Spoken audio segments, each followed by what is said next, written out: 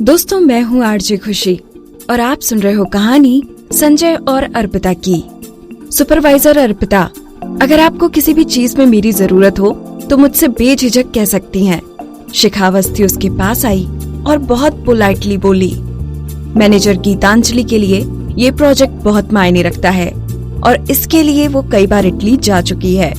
इससे पहले उन्होंने मिस्टर जॉनसन के साथ कम से कम 10 बार मीटिंग की है ताकि वो उन्हें पर्सनली ऑन साइट इंस्पेक्शन करने के लिए यहाँ बुला सके। मुझे भी आशा है हम उनके साथ ये कोलैबोरेशन कर पाएंगे। शिखावस्ती को थोड़ा जोर से बोलने की आदत थी, जिसकी वजह से आसपास के कई एम्प्लॉयज ने उनकी बात सुन ली। अचानक पब्लिक रिलेशन डिपार्टमेंट में लोग गीतांजलि के गुण गाने लगे। मैनेजर गीतांजलि ने ही खुद टाटा टेक्नोलॉजी का प्रोजेक्ट हैंडल किया था, जिसकी वजह से ही प्रेसिडेंट राम के साथ वो डील हो सकी। यही नहीं, इससे पहले ग्लोबल एंटरप्राइज के साथ कोलैबोरेशन में भी मैनेजर गीतांजलि का ही हाथ था। जब भी मैनेजर गीतांजलि आसपास होती हैं, तो हमारे डिपार्टमेंट में हर किसी को अपना काम आसान लगता है। सच कहूँ तो मैनेजर गीतांजलि जैसा लीडर मिलना बहुत मुश्किल है, जो कि काबिल होने के साथ साथ एक सुलझी हुई इंसान भी है। अचानक एक कलीग ने अर्पिता को कहा, manager Geetanjali on site inspection करने के लिए मिस्टर जॉनसन को बहुत मुश्किल से मना पाई हैं। मैं आशा करती हूँ कि उन्हें निराशा नहीं होगी। सुपरवाइजर अर्पिता, आपको जब भी हमारी हेल्प की जरूरत हो तो आप हमें बता सकती हैं। आसपास खड़े सभी लोगों ने एक साथ मिलकर इसके लिए हामी भरी। अर्पिता, जो कि अपनी सीट पर बैठी थी, अचानक हैरान हो गई जब उसने देखा कि हर कोई उसी की तरफ देख रहा था। ये सच था कि कोई नहीं जानता था कि ऑन साइट इंस्पेक्शन से प्रोजेक्ट की डील पक्की हो सकती थी कि नहीं। वैसे तो अगर डील पक्की नहीं होती तो कहा जा सकता था कि दोनों पार्टी कोलैबोरेशन के लिए सहमत नहीं हो सकी। हालांकि अब तक शिखावस्ती के कारण सभी कलीग्स के इमोशंस इस प्रोजेक्ट के साथ जुड़ चुके थे। तो अगर डील फाइनल नहीं होती तो गीतांजलि की मेहनत खराब होने का ठीकरा अर्पिता के सिर पर ही फोड़ा जाता। जब गीतांजलि ने सच में इतनी मेहनत की थी तो लास्ट मिनट उसने प्रोजेक्ट इंचार्ज क्यों बदल दिया था, और वो खुद मिस्टर जॉनसन को पर्सनली क्यों नहीं मिल रही थी। अर्पिता के दिमाग में यही बात घूम रही थी। मैं जितनी जल्दी हो सकेगा मिस्टर जॉनसन से रिलेटेड इंफॉर्मेशन को समझ लूंगी और उन्हें रिसीव भी कर लूंगी। हालांकि मैं चाहती हूँ कि उनके शेड्यूल की डिटेल्स देने में आप मेरी मदद करें, अर्पिता ने शिखावस्ती की तरफ देखते हुए कहा। शिखा ने अपना सिर हिलाते हुए कहा, मैं मिस्टर जॉनसन के असिस्टेंट से बात कर चुकी हूँ और उनके रिप्लाई का वेट कर रही हूँ। उनके आसपास के कलीग्स अपने अपने काम पर जाने लगे। अर्पिता ने सारी इन्फॉर्मेशन को देखते हुए महसूस किया कि उसमें कुछ कमी थी। वो सोचती हुई अपनी सीट पर बैठ गई। जब अर्पिता सोच रही थी कि वो कमी क्या थी, तभी शिखावस्ती उसके पास आई और बोली, सुपरवाइजर अर्पिता, कंफर्मेशन आ गई है। मिस्टर जॉनसन अपनी टीम के साथ कल सुबह 11 बजे दिल्ली पहुंचेंगे।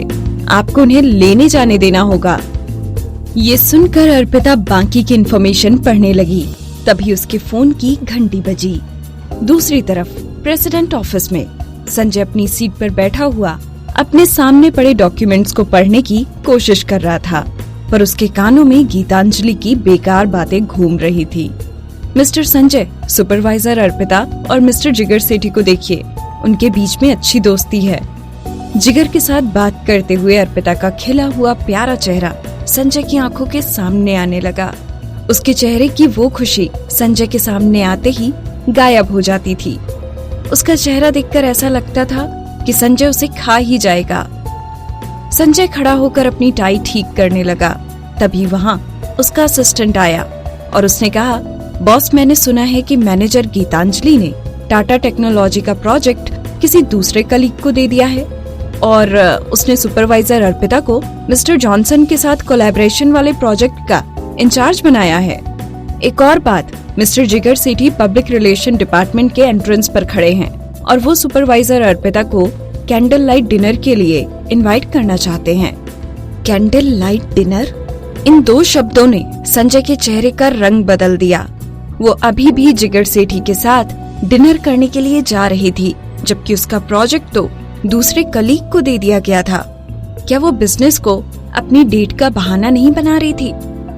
ऐसा लगता है कि मिस्टर जिगर सेठी सुपरवाइजर अर्पिता को बहुत पसंद करते हैं। ऑफिस बंद होने के समय से पहले ही वो बाहर उनका वेट कर रहे हैं। मैंने सुना है उन्होंने अपने हाथ में एक बड़ा सा फूलों का गुलदस्ता भी पकड़ रखा है। उन्हें देखकर लगता है कि वो अर्पिता को आज प्रपोज करने वाले हैं। असिस्टेंट ने डरते डरते कहा। जब उसने संजय की आंखों में देखा तो उसकी बोलती ही बंद हो गई। थोड़ी देर बाद में धीरे से बोला, बॉस, क्या हम सीधे मित्तल हाउस जाएंगे? संजय ने असिस्टेंट की तरफ देखा और अपने सामने रखे डॉक्यूमेंट्स को बंद कर खड़ा हो गया। वो दोनों अभी कहाँ हैं? Public relation department. असिस्टेंट इतना ही बोल पाया था कि उसने संजय को अपनी टाई ठीक करते हुए देखा। फिर उसने अपना कोट पहना और बाहर चला गया। वहीं पब्लिक रिलेशन डिपार्टमेंट के एंट्रेंस पर जैसे ही अर्पिता को फोन कॉल आई, वो जल्दी ही बाहर आ गई। वो जिगर सेठी को देखकर मुस्कुराई और बोली, मिस्टर जिगर सेठी, आप यहाँ क्या कर रहे हैं? जिगर के हाथ में गुलाब के फूलों का गुलदस्ता देखकर वो हैरान हो गई। आसपास ऑफिस कलीग्स की जलन भरी आवाजें सुनाई देने लगी। वाओ, कितने सुंदर गुलाब हैं। लगता ही नहीं कि मिस्टर जिगर सेठी इतने रोमांटिक पर्सन होंगे। अगर मुझे पहले पता होता तो मैं भी सुपरवाइजर अर्पिता की टीम के लिए अप्लाई कर देती। टाटा टेक्नोलॉजी के प्रोजेक्ट के साथ साथ मुझे मिस्टर परफेक्ट के साथ टाइम स्पेंड करने का मौका मिल जाता। तुम पागल हो क्या? वो प्रोजेक्ट तो दूसरी टीम को दे दिया गया है।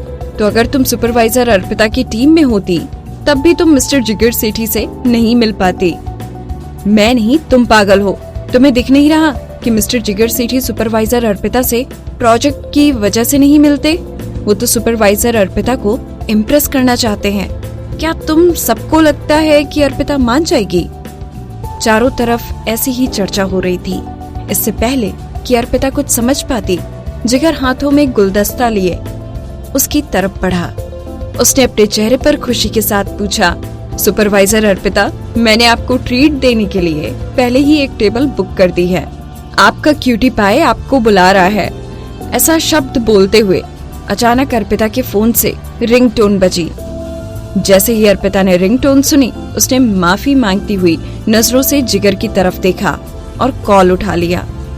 दूसरी तरफ से नौकर की घबराई हुई आवाज सुनाई दी, मिस अर्पिता, लिटिल प्रिंसेस सोफे से गिर गई हैं और ऐसा लगता है कि उनके जिस हाथ में पहले से चोट थी वहाँ दोबारा चोट आई है। नौकर की बात खत्म होने से पहले ही अर्पिता के चेहरे पर चिंता नजर आने लगी। मिस्टर जिगर सेठी, आई एम वेरी सॉरी। मुझे कुछ बहुत जरूरी काम है तो हम आज नहीं जा पाएंगे। हम फिर किसी दिन मिलते हैं।